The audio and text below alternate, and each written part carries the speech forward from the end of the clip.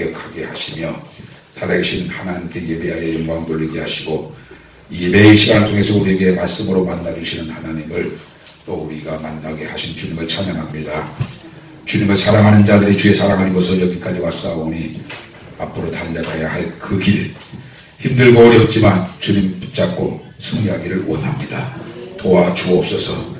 우리의 무능함도 하시고 무지함도 하시고 그리고 우리의 연약함과 그리고 죄성이 강하여 유기령을 사로잡아 올 때도 많아 갈등하고 힘들어할 때도 많은 저희들을 주님 아시오니 주여 우리 중심을 아시니 보시오니 주여 우리를 새롭게 하시사 날마다 이기고 또 이기고 그리고 이기는 자가 받을 상급의 면류관 우리 모두 받아 쓰기에 부족함 없게 하여 주옵소서. 이 시간에도 실시간으로 가정에서 예배를 드리는 우리 빌라델비아 가족들에게도 하나님께서 동일한 은혜와 복을 함께 하여 주옵소서. 감사하고 예수 믿게 하신 이름으로 기도드렸습니다. 아멘. 하나님 말씀 민수기 보십시다. 22장 구약성경 235페이지입니다. 구약성경 235페이지 민수기 22장 36절에서부터 41절 말씀까지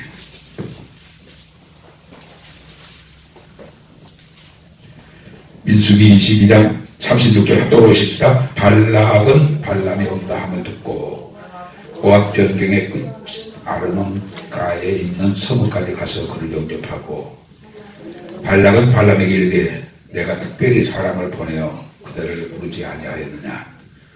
그대가 어찌 내게 오지 아니하였느냐. 내가 어찌 그들을 높여 존귀하게 하지 못하겠느냐. 발람이 발락에게 이르되 내가 오기는 하였으나 무엇을 말할 능력이 있으리까. 하나님이 내 입에 주시는 말씀 그것을 말할 뿐입니다. 발람이 발락과 동행하여 기럇 후손에 이르러서는 발락의 소와 양을 잡아 발람과 그와 함께한 고관들을 대접하였더라. 아침에 발락이 발람과 함께하고 그를 인도하여 바알의 신당에 오르매 발람이 거기서 이스라엘 백성의 진끝까지 보니라.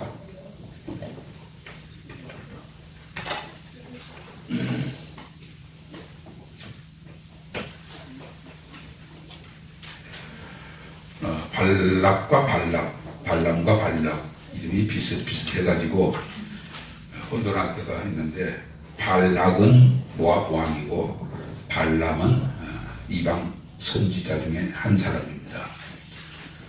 이스라엘 백성들이 애굽에서 나와서 홍해를 건너 광야를 통과하는 과정 속에 많은 적들을 만나게 되어지죠. 그때마다 하나님이 이스라엘과 함께 하사 그 모든 이스라엘 데려가는 나라 백성 왕을 이기게 하셨습니다. 그 소문이 주변 모든 국가에 알려지고 또 알려져서 주변의 모든 국가들은 모압왕 발락처럼 두려웠고 무서웠어요. 이거는 우리 힘으로 그들을 이길 수 있는 것도 아니고 우리가 어떻게 해서 그들을 멸할 수도 있는 것이 아니고 그들이 그들의 신을 의지하고 우리를 쳐들어오면 우리는 틀림없이 망할 수밖에 없다. 이것이 아주 머리가 샤프한 발락의 생각이었습니다. 이렇게도 저렇게도 할 수 없는 그런 상황에서 그가 생각은 발람이라고 하는 선지자를 불러다가 저 끝도 보이지 않냐는 이스라엘 백성들을 저주하게 하자.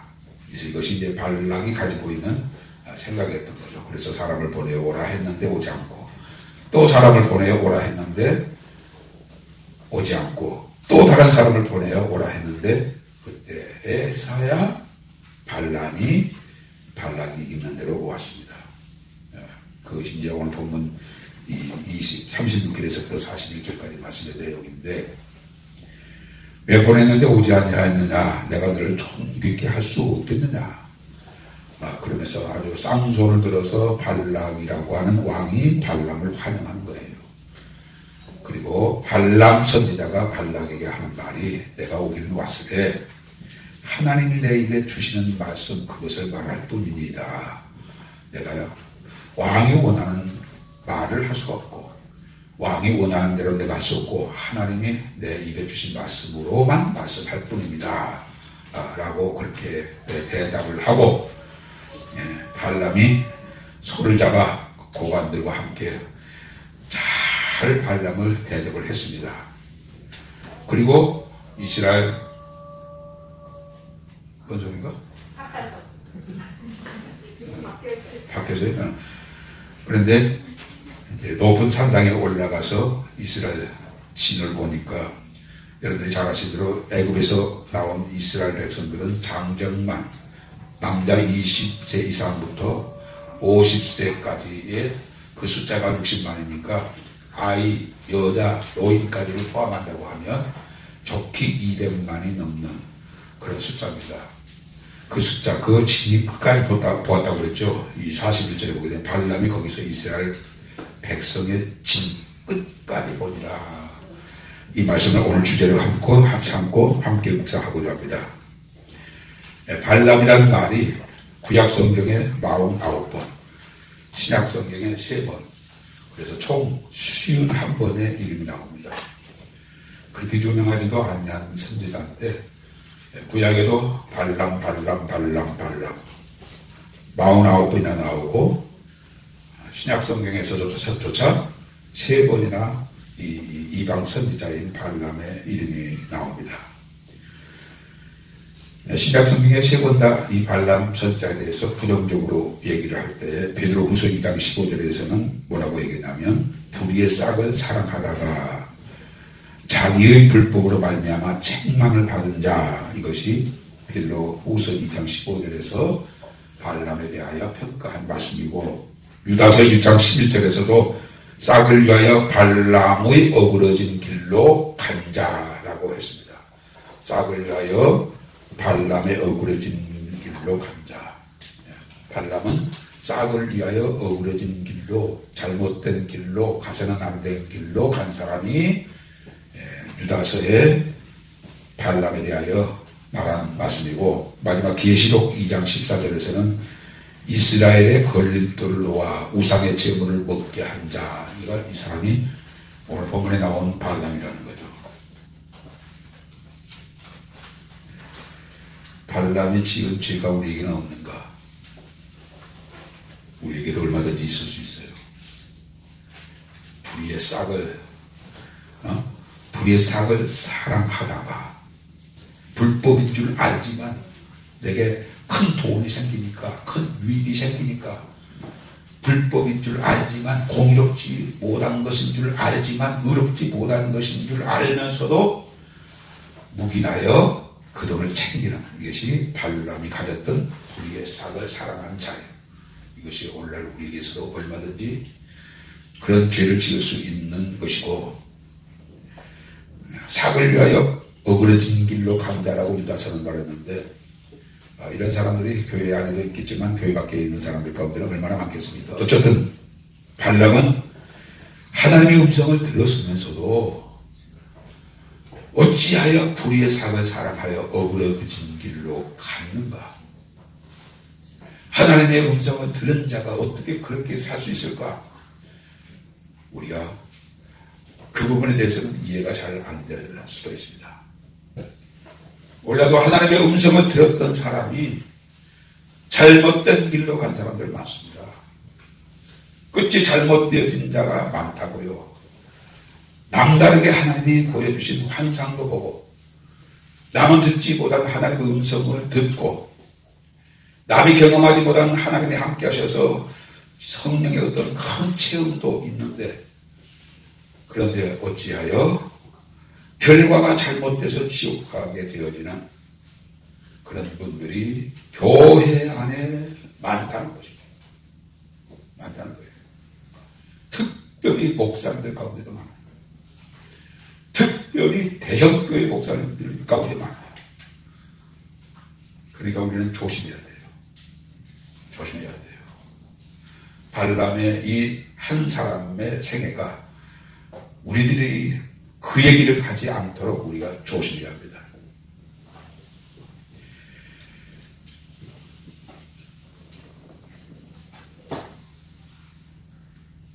하나님은 발람에게 이스라엘에 대해서 이렇게 말씀하셨습니다. 12절 보십시오. 23장 12절 23장 12절 보게 되면 하나님이 발람에게 이르시되 너는 그들과 함께 가지 말고 그 백성을 저주하지 말라. 그들은 복을 받은 자들이니라. 모압 왕 발락은 발람에게 이스라엘 백성들을 저주하라 그렇게 했는데 하나님은 발람에게 이스라엘 백성들을 향하여 뭐라고 말씀하셨어요? 그들은 복을 받은 자니라 라고 말씀하셨어요. 한번 생각해 보십시오. 이스라엘 백성들이 복받은 민족입니까? 이스라엘 백성들 가운데서 이스라엘 백성들이 가장 복받았다고 말할 수 있는 때는 다윗 왕 때와 솔로몬 왕 때. 다윗 왕이 40년, 솔로몬 왕이 40년, 80년. 넉넉 잡고 100년. 그때는 이스라엘이 열국의 공주 같고 왕자 같았었죠. 그러나 그 전에 그리고 그 후에는 이스라엘 백성들이 복받은 민족이라고 말할 수 있는 것들이 별로 없어요. 이스라엘 역사를 말할 때 아브라함 때부터 시작되어 있다고 하면 아브라함부터 지금까지 약 4,000년이에요. 아브라함은 구약 BC 2000년 전의 사람이고 그리고 AD 2000년이니까 우리 시대로 말하면 아브라함은 약 4,000년 전의 사람이에요.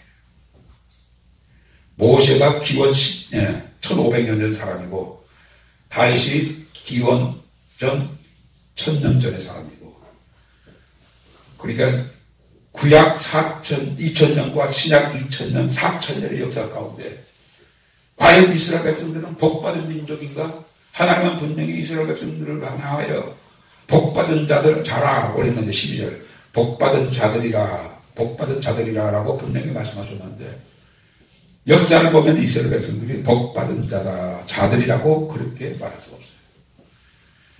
얼마나 전쟁을 많이 하고 그리고 BC 586년에 유다가 바벨론에 의해서 망해가지고 우리 시대 1948년 이스라엘이 독립되어졌으니까 약 2500년 동안 나라 없는 민족이 됐던 거예요. 그런 민족인데 무슨 이스라엘이 복을 받았습니까? 그런데 하나님은 이스라엘 백성들을 향하여 그들은 복받은 자들이라고 말씀하셨어요. 아무리 생각해봐도 이렇게 봐도 하나님 이스라엘 백성들은 복받은 자가 아니고 저렇게 봐도 이스라엘 백성들은 복받은 자가 아닌데 하나님은 말씀하실 때 진리로 말씀하시지 진리가 아닌 말씀으로 말씀하신 적이 없으신데 분명히 하나님이 이스라엘 백성들이 복받은 자라고 하셨으면 이스라엘 백성들이 복받은 것은 사실인데 무엇을 보고 하나님은 이스라엘 어느 시대 어느 시대를 두고 하나님은 이스라엘 백성들을 향하여 복받은 자들인가 이 말씀을 가지고 역사를 훑어보면 결론적으로 이스라엘은 복받은 민족이 아닌 거예요. 그럼 여기에 대한 해답은 오늘 본문 22장 41절 하반절에 보면 발람이 거기서 이스라엘 백성의 진 끝까지 보니라 라고 하는 말씀이 나옵니다. 이것은 두 가지로 해석할 수 있습니다. 첫째로는 이스라엘 백성들이 그들이 천막을 치고 거주하는 그 진이 여기서부터 서울에서부터 끝까지가 끝이 안 보일 정도로 길겠죠. 그것을 보고 한 말이지만 그러나 그것은 10분의 1 정도의 해석이고 10분의 9는 이스라엘 진 끝까지라고 하면 이 대답은 정확하게 요한계시록 21장 9절에서부터 27절까지 나온 새 예루살렘을 말할 때 새 예루살렘은 12진주문이 있는데 12진주문 하나하나가 이스라엘의 12지파의 이름이 써있다고 그랬어요. 새 예루살렘의 12문 그 12문 하나하나가 이스라엘의 12지파의 이름이 써있다. 거기까지가 오늘 발람이 본 이스라엘의 진 끝이에요. 그거 말고는 그들은 복받은 자들이라고 하는 이 말씀이 어울리는 것이 없어요. 지금도 이스라엘은 복받은 민족이 아니에요. 약 4분의 오리지널 이스라엘 사람들 가운데 2분의 1은 지금 유대 땅, 자기 이스라엘 땅에 살고 있고 나머지는 아직도 세계에 흩어져 있는 이스라엘이에요.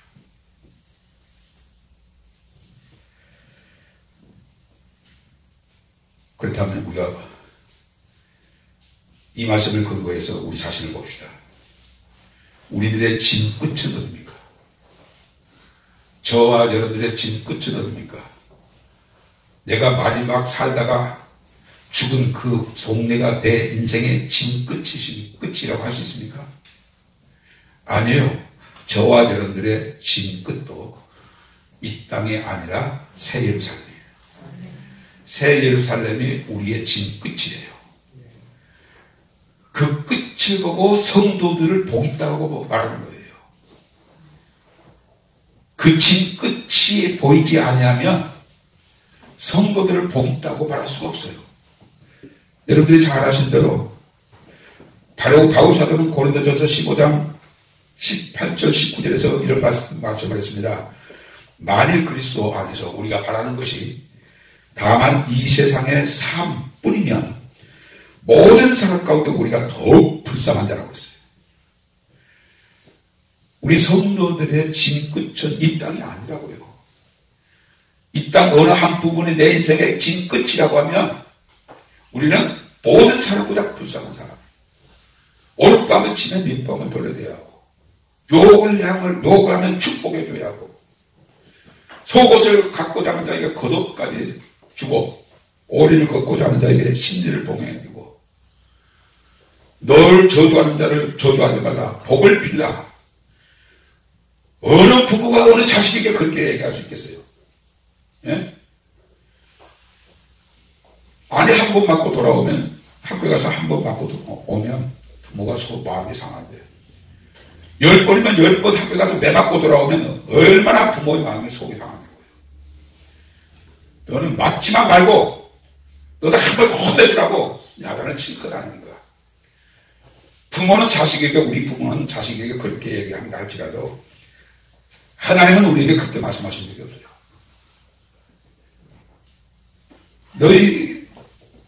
너희한테 누가 잘못을 용서해달라고 하면 7번, 하루에 7번만 아니라 7번씩 7번이라도 용서해줘라.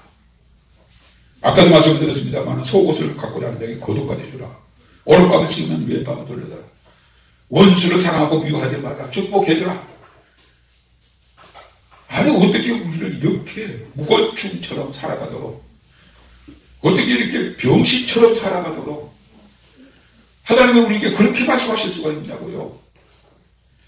그러니까 바울 사도는 아까 말씀드린 대로 고린도전서 15장 18절 19절을 보게 되면 모든 사람들 가운데 우리는 가장 불쌍한 사람이다. 우리의 삶이 이 세상뿐이면 우리는 모든 사람보다 불쌍한 사람이다. 우리의 인생의 진 끝이 이 땅의 것이 아니고, 내가 죽는 날이 아니고, 내가 마지막 살다가 죽은 집이 우리 진 끝이 아니고, 저와 여러분의 진 끝은 바로 새 예루살렘입니다. 그 새 예루살렘이 우리 진 끝이니까 하나님은 우리를 복있다 하신 거예요. 우리도 하나님이 우리에게 복을 주셨다라고 그렇게 고백할 수 있고요. 그 복을 주신 하나님을 찬양하고 예배할 수가 있는 거예요. 욥을 보면 여러분들 잘 아신 대로 욥은 동방의 의인이에요. 아무 흠도 아무 잘못도 없어요. 그래서 이스라엘의 의인 세 사람을 말하라고 하면 그 가운데 욥이 있어요. 노아, 욥, 그리고 다니엘이에요. 이 세 사람은 구약의 3대 의인이에요. 그런데 욥에게 이유가 알 수 없는 재난이 하루아침에 찾아온 겁니다. 열 자녀들이 생일 파티하다가 바람에 불어서 지붕이 무너져가지고 다 압사당한 거예요. 소떼, 약대가 하루아침에 강도를 다 만나버린 거예요. 그것만 아니라 요번 머리끝에서부터 발끝까지 악창이 나가지고 기와 조각으로 가려운 데를 긁고 있었던 거예요. 어떻게 사람이 망해도 그렇게 망할 수가 있냐고. 어떻게 사람이 존귀한 자리에서 그 밑바닥까지 떨어질 때 그렇게까지 떨어질 수가 있느냐. 욥의 아내가 볼 때 한심한 거예요. 한마디라도 하나님 어찌하여 나에게 이 같은 재난을 주십니까? 하나님 내가 잘못한 게 뭐 있습니까? 한 번이라도 욥이 하나님 앞에 그렇게 항의라도 해야 하는데 아니 그런 항의도 안 하고 그냥 있는 거예요. 욥의 아내가 볼 때 욥이 당한 남편이 당한 재앙을 이해할 수가 없었던 거예요. 한마디라도 하나님을 원망하면 욥의 아내가 그런 말을 하지 않을 텐데 너무 답답하고 화가 나니까 하나님을 원망하고 죽으라고까지 했단 말이에요. 그리고 끝까지 참고 원망하지 않고 불평하지 않고 끝까지 신앙의 절개를 지킬 수 있었어요. 어떻게 욥이 그렇게 할 수 있었어요? 우리 한번 찾아봅시다. 욥기서 20장이에요. 시편 전에 욥기서 20장 25절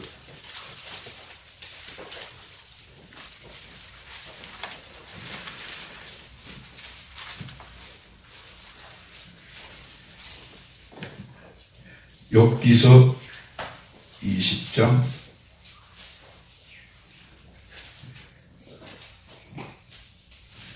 19장입니다. 19장 25절 제가 읽겠습니다. 내가 알기에는 나의 대속자가 살아계시니 마침내 그가 땅 위에 서실 것이라. 누굴 봤어요? 대속자신 예수 그리스도를 봤어요. 26절 내 가죽이 벗김을 당한 뒤에도 내가 육체 밖에서 하나님을 보리라. 그분이 하나님 됐던 것을 했죠. 내가 그를 보리니 내 눈으로 그를 보기를 낯선 사람처럼 하지 않을 것이라. 내 마음이 초급하구나. 초조하구나. 이 초조하다는 말은 칼라라고 하는 말을 번역한 말이고 완성, 마치다, 끝내다, 그치다 라고 하는 말. 나는 그를 보고는 때가 내 인생의 마지막이라는 거예요. 대속자 예수 그리스도를 보았던 거예요. 그렇기 때문에 욥의 인생의 끝은 이 땅에서가 아니라 대속자 예수 그리스도를 보게 되고 그를 만날 때 내가 낯선 사람을 만난 것처럼 만나지 않는다는 거예요. 내 완성은 그날에 있는 것이지 이 땅에 있는 것이 아니라는 거예요. 그렇기 때문에 모든 고난을 참을 수가 있었던 거예요. 모든 비방을 참을 수가 있었던 거예요.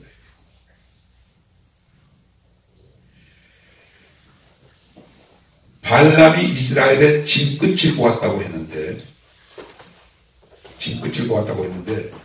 그 짐끝이 어딘가 24장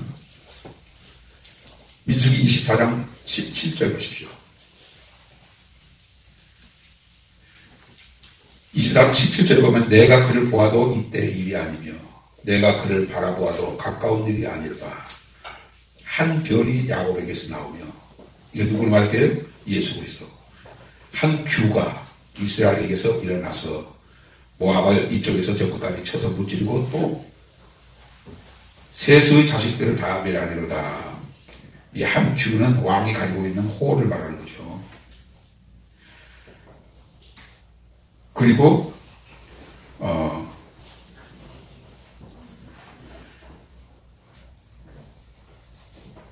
23장 21절 보십시오. 23장 21절에 보면 야곱의 허물을 보지 아니하시며 이스라엘의 반역을 보지 아니하시도다. 여호와 그들의 하나님이 그들과 함께 계시니 왕을 부르는 소리가 그 중에 있도다. 발람이 이스라엘의 진끝을 보았을 때 그 진끝이라는 말은 그들이 왕을 부르는 소리가 그 중에 있다는 거예요. 여기서 왕이 누구예요? 예수 그리스도예요. 예수 그리스도를 왕으로 부르는 소리가 그들 중에 있다는 거예요. 이게 언제 이루어져요? 7년 환란 거의 끝날 전에 예수 그리스도가 우리의 왕 메시아입니다 라고 온 이스라엘 백성들이 예수 그리스도를 왕으로 부르는 때가 온단 말이에요. 네. 그러니까 발람이 이스라엘의 진끝을 보았을 때 그 진끝이란 눈에 보이는 진끝이 아니라 그들이 예수 그리스도를 왕으로 부르는 때 그때는 그들에게 복의 복이 넘치는 것이죠. 그리고 이스라엘 백성들 가운데 한 별이 나타난다. 야곱에게 한 별이 나타난다. 그 별은 왕의 호를 가진 자 예수 그리스도에 다 여기 예수 그리스도를 말하는 거예요. 사랑하는 빌라델비아 가정여러분들, 우리의 진끝은 이 세상이 아닙니다. 이 세상이 우리의 진끝이라면 바울이 말한 대로 우리는 세상 모든 사람보다 다 더욱 불쌍한 자예요. 절대 우리의 인생의 끝을, 진끝을 우리가 이 세상의 어느 날로 생각하지 마시고 이스라엘이 진끝이 새 예루살렘인 것처럼 그리고 그들이 예수 그리스도를 메시아라고 부르는 그때가 이스라엘의 진끝이라는 사실을 우리가 안 것처럼 우리도 예수 그리스도의 복음 강림하신 그날 그 이후부터 있을 새 예루살렘에서 영원한 영광 그것이 우리의 진끝이라고 생각하시고 이 땅에서 무슨 일을 당하든지 어려운 일을 당하든지 낙심하지 마시고 절망하지 마시고 원망하지 마시고 끝까지 믿음으로 전진하는 저와 여러분들이 되시길 주의 이름으로 축원합니다. 기도하십시다. 말씀 잡고 기도하시다가 자 이렇게 돌아가시길 바랍니다. 하나님 아버지 고맙습니다. 감사합니다.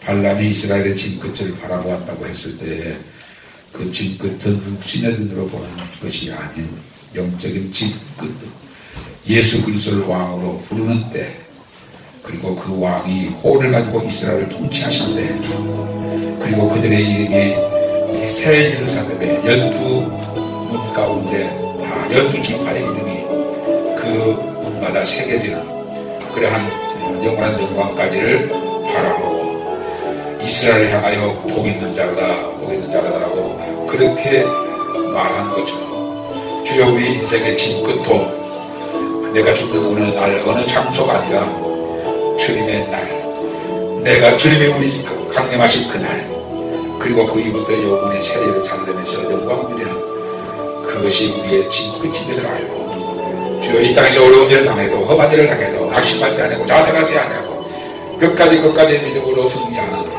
우리 빌라델비아 가족들 다 되게 하여 주시옵소서. 아멘. 감사하고 예수님이 하신 이름으로 기도드렸습니다. 아멘.